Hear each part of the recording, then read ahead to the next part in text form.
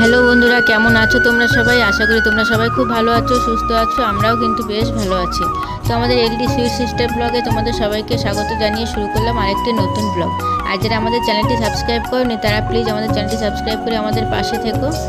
আর সকালবেলা উঠে আমার ব্রেকফাস্ট করা হয়ে গেছে। আর অন্যদিন যেমন ব্রেকফাস্ট করতে করতে আমি দুপুরে রান্নাটাও বসিয়ে দিই, তো আজকে কিন্তু আমি রান্নাটা আর বসাইনি, মানে বাজারে গেছে, বাজার থেকে আসবে তারপরেই রান্নাটা করব। সেই কারণেই আমি ওয়েট করছিলাম। তো সেই ফাঁকে একটুখানি ভাবলাম ফ্রিজটাকে তাহলে একটু ক্লিন করে নেওয়া যাক। বসেই যখন আছি তো বসে আর কেন থাকবো, কিছু কাজকর্ম করি, কেননা ঘরে তো আমরা চুপচাপ করে তো বসে থাকতে পারি না, কিছু না কিছু আমাদের টুকটাক কাজকর্ম থাকে, সেগুলোকে আমাদের করতেই হয়। তো আমিও সেই কাজটাই করছি।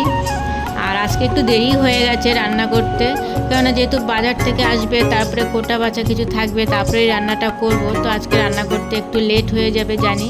অন্যদিন যেমন একটু সকালবেলা ঘুম থেকে উঠে করে ফেলি তাড়াতাড়ি করে, অন্তত তাড়াতাড়ি কমপ্লিট হয়ে যায়, কিন্তু আজকে একটু বেলাই হয়ে গেছে, সব কিছুই দেরি দেরিই হচ্ছে। তো আমার কাজ হয়ে গেছে।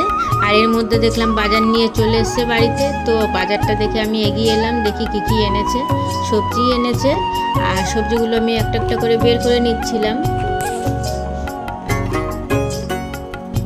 তো বাজার থেকে নিয়ে এসেছিল ভেন্ডি, পটল, কাঁচকলা, বরবটি, চিচিঙা, তারপরে পেঁয়াজ, লঙ্কা, পেঁপে, বেগুন, শসা, অনেক সবজি নিয়ে এসেছিল।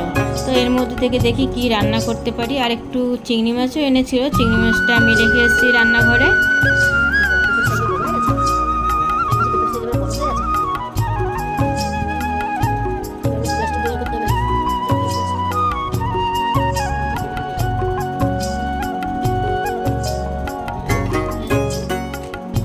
আর একটা ডিম নিয়ে এসেছিলো। তো ডিমটাকে এখন আমি আর ফ্রিজে ঢুকাবো না, এটাকে এখন সাইড করে রেখে দিই, পরে সময় মতন ফ্রিজে ভরে দেবো, তা নাহলে নষ্ট হয়ে যেতে পারে।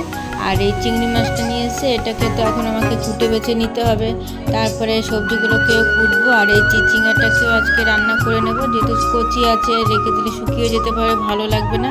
আর চিংড়ি মাছ দিয়ে কিন্তু চিচিঙ্গা ভাজি খুব ভালো লাগে আমাদের। চিচিঙ্গার ঝোকলাটাকে আমি ফেলে দিয়েছি। তো এবারে চিচিঙ্গাগুলোকে একটু ছোট ছোট করে কুচি কুচি করে কেটে নেব, তারপরে এটাকে একটু ভাজি বসিয়ে দেব।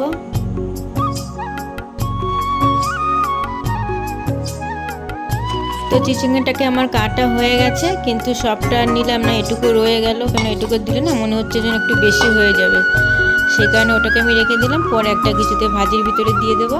তো এই দেখো আমার কুচানো হয়ে গেছে। তো এবার এটাকে আমি একটু ভাজিটা বসিয়ে দিই।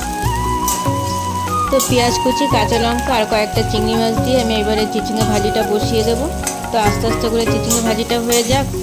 তো ভাজিটা বসিয়ে দিয়ে আর বাদ বাকি যে সবজিগুলো আমি রান্না করবো সেগুলোকে একটুখানি কেটে নেব।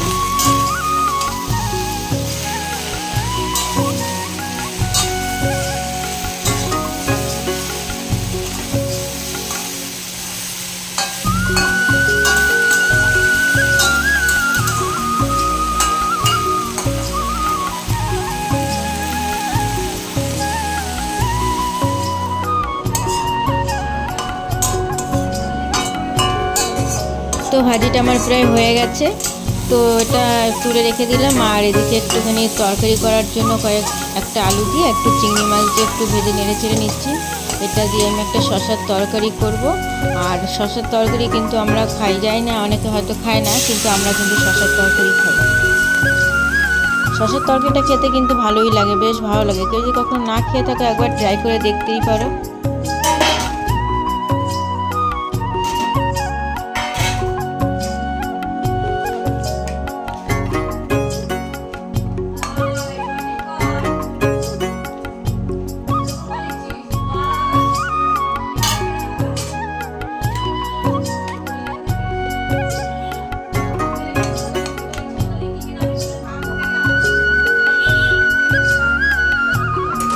কিছুটা সময় ঢেকে ঢেকেই রান্না করব।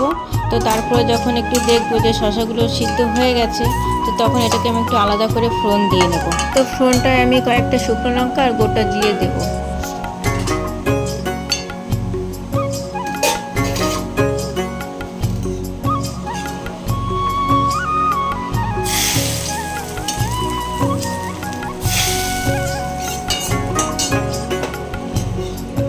তো তরকারিটা আমি ফোড়ন দিয়ে দিলাম, আর আমার এই শশার তরকারি রান্নাটা কিন্তু কমপ্লিট হয়ে গেছে। তো এটাকে আমি এবার তুলবো, তারপরে আরেকটা রান্না করব। যেহেতু কাঁচকলা এনেছিল, তো কাঁচকলার তরকারিটাও করবো, তো তার জন্য ওটা আমার কেটে নেওয়া হয়ে গেছিলো। আর এই তরকারিটা হয়ে গেছে, তো এটাকে আমি নামিয়ে দিলাম, একটা ছোট বাটিতে করে রেখে দিলাম। এবারে পরের রান্নাটা বসিয়ে দেবো।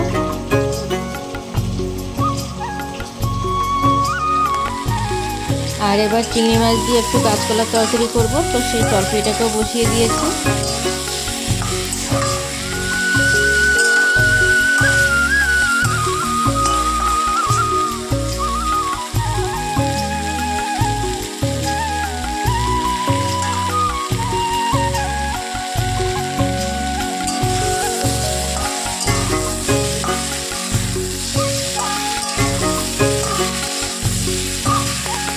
আলু কাঁচকলাটাকে কিছুক্ষণ কষিয়ে তারপরে আমি একটুখানি জল দিয়ে ঢেকে রেখে দেবো, তারপরে পরেই আবার তরকারিটা ফোড়ন দেবো।